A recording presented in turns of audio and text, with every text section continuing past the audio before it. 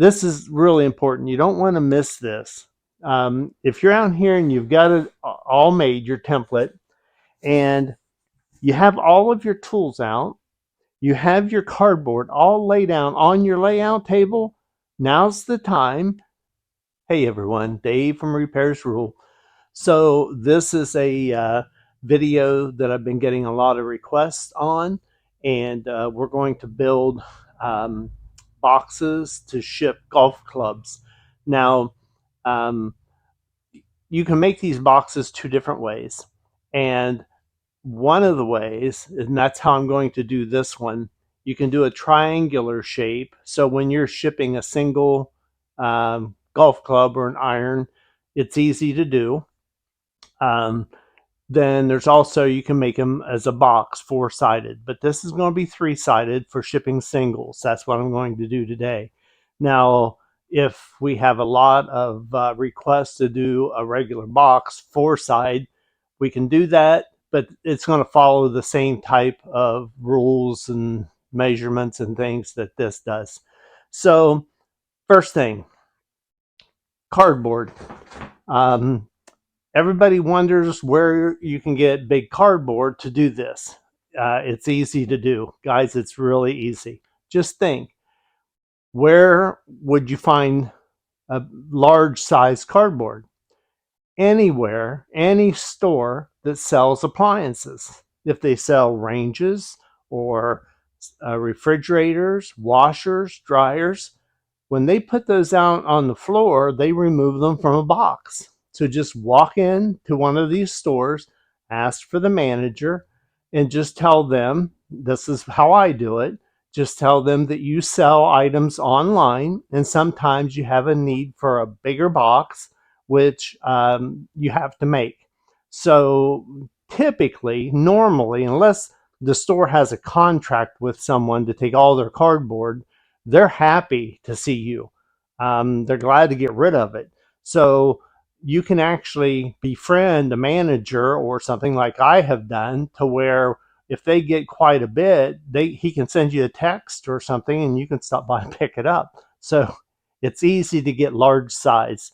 Now what I have here, I have a 48-inch box or length, and I'm going to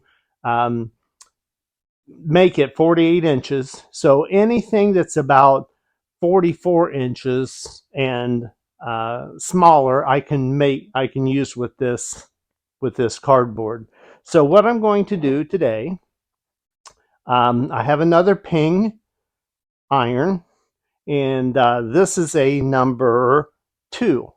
So this is one of the longer shafts. So on this number 2, if I measure this out, it comes out to, I don't know if you'll be able to see it, but it's 41 inches. So a 48-inch box will work fine for this, and you will see that here in a moment. And anytime that you need to cut one down on length, you'll see how that you can do that too. It's easy to do. So another thing that comes up quite often actually is the expense of shipping these.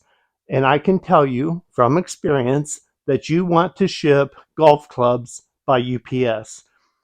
USPS, the post office, I don't know what happened. They changed their rates a while back.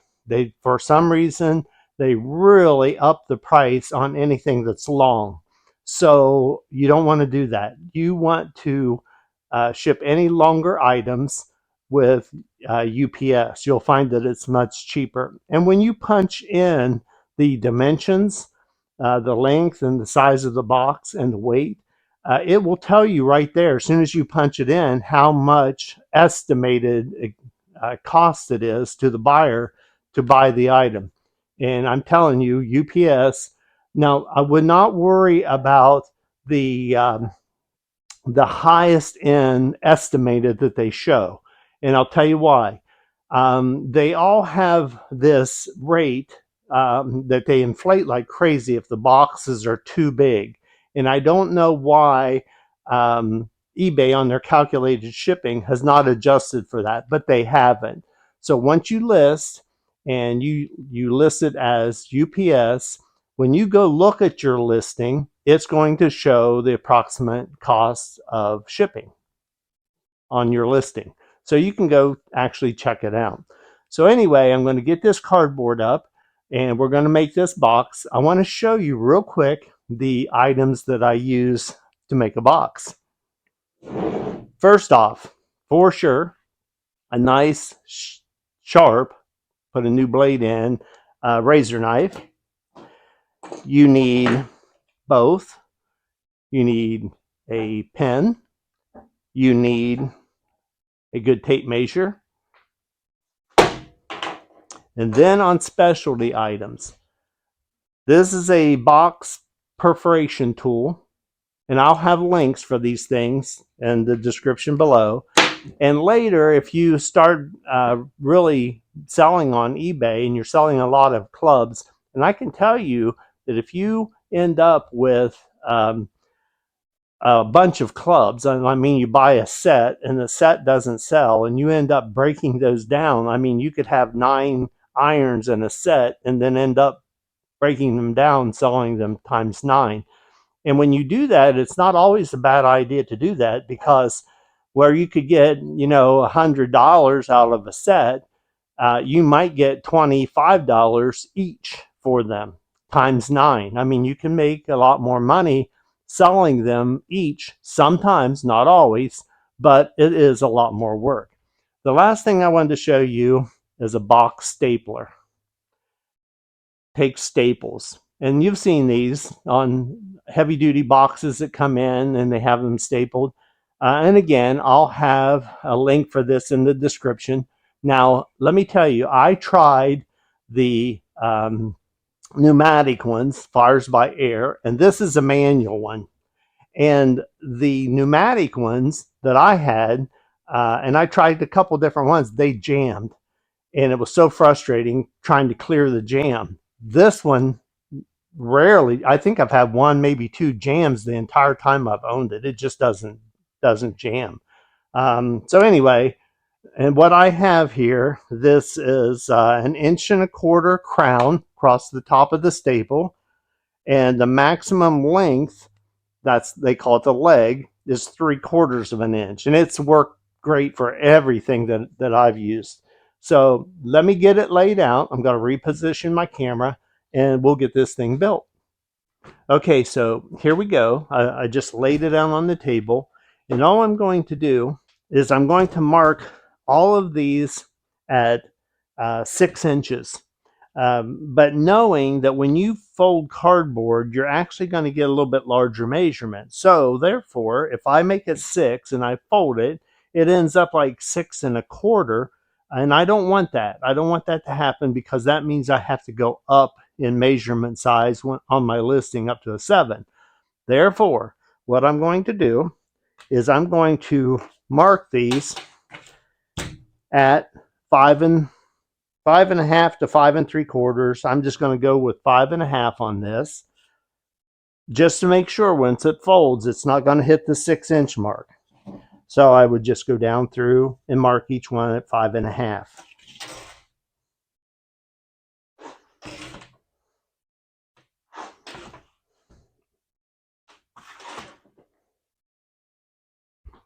Okay, mark 5.5 all the way down, which means my second mark needs to be made at 11.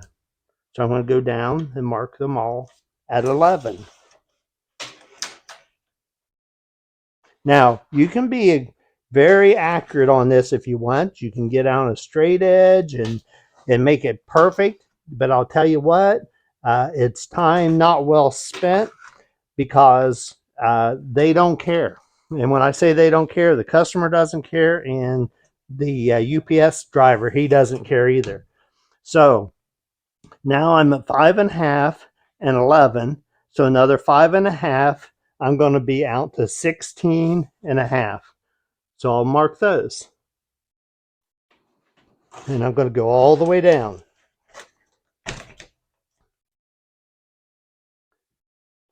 These don't have to be perfect, guys, because like I said, they're going to ship anyway.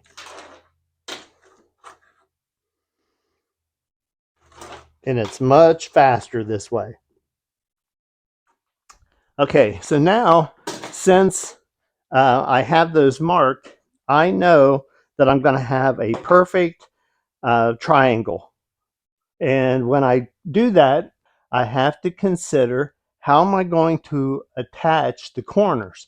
That's why this comes in, but you don't have to have a box stapler. You can tape, but you still need a good surface to tape to. So that means what I'm going to do is on my top dot, I'm going to add another 2.5 to 3 inches.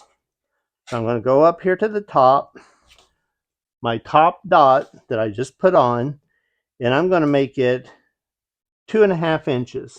And again, I'm going to go all the way down at 2.5 inches from that top dot. Okay, so now what I'm going to do is I'm going to use this box perforation tool. And how I like to do it is I just like to take a piece of wood and lay it just outside of the dots, put my tool on it to make sure that I'm lined up approximately where it needs to be, hold it down, and just run the perforation tool right down it. And if it tracks off, don't worry, just back up and go right back where you were and start going down again. Then extend it down, line it up, and then finish it out.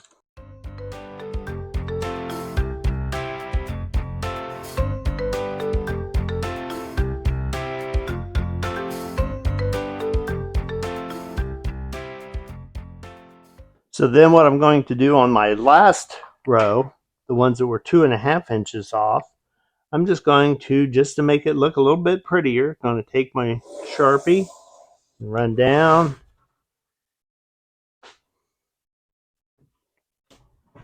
run down. Okay, and now we're just going to cut it off on that line.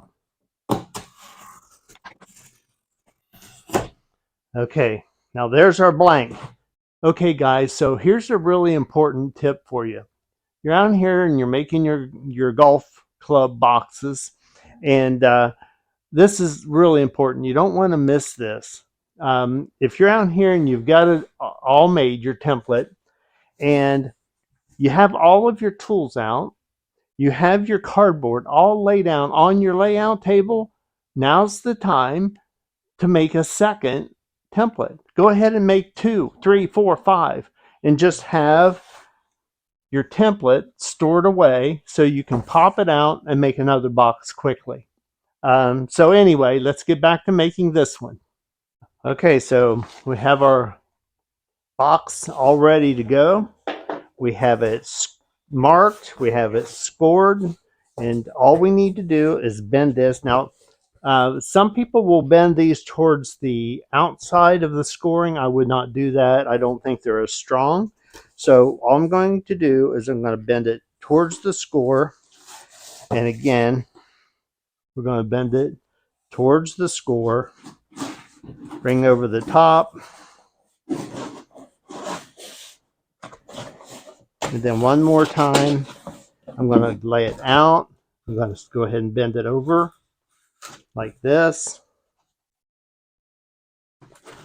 And then fold, tuck. Now, 2 ways of doing this.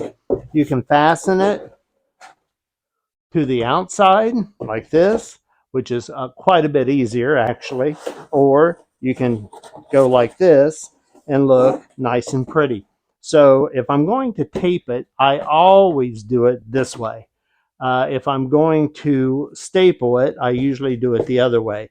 But on this one, and I realize a lot of you won't have the stapler, we're going to go in, we're going to get the water activated tape and tape this.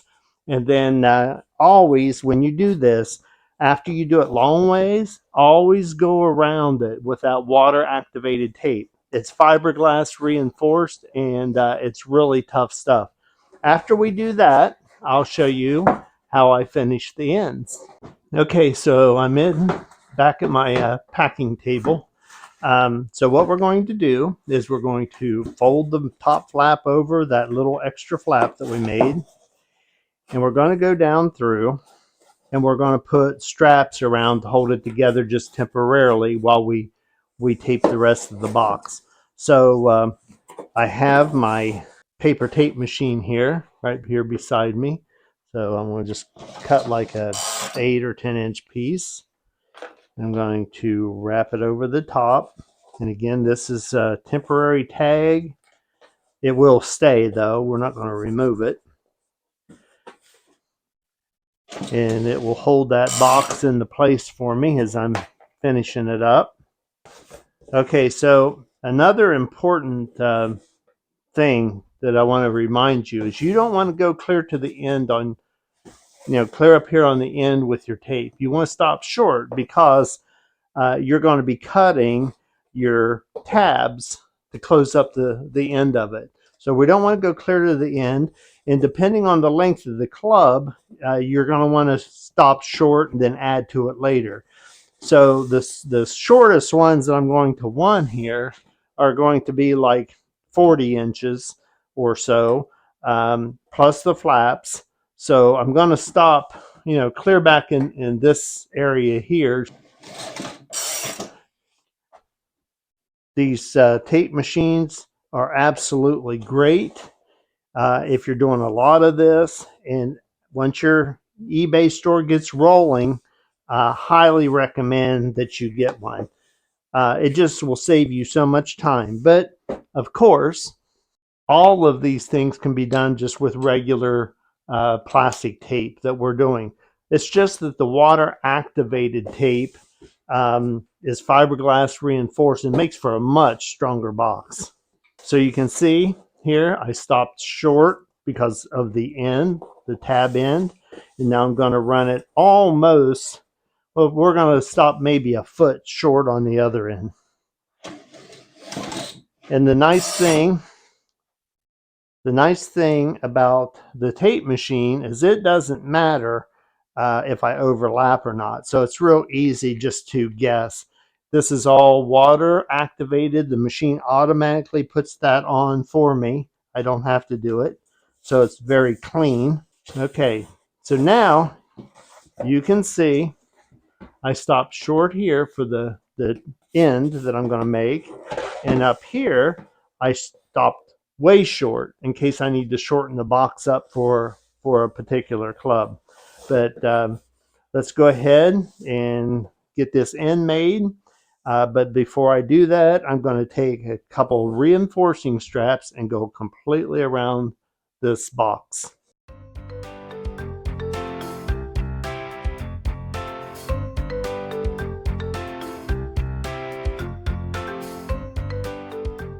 Okay, so all I'm going to do is measure across this triangle, and I can see it's about 4.5 inches down on this box, 4.5 inches, and cut slots up the sides.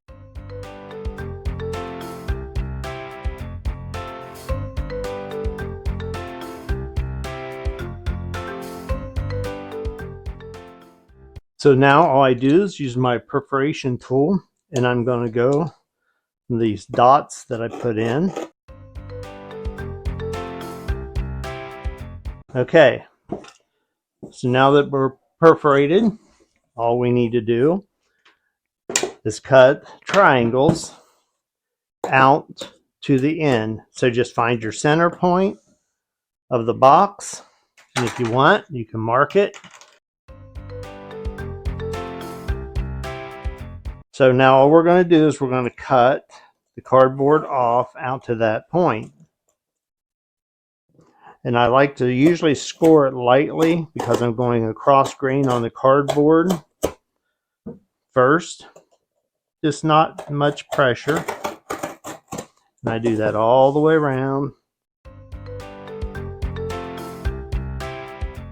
Okay, so we're all scored. Now I'm just going to cut through the cardboard.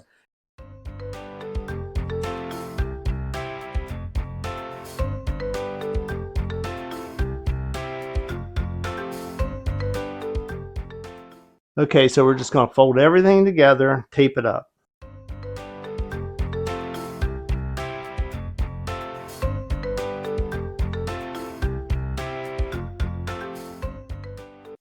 And just like that, guys, we have a taped up box that we can use for an iron.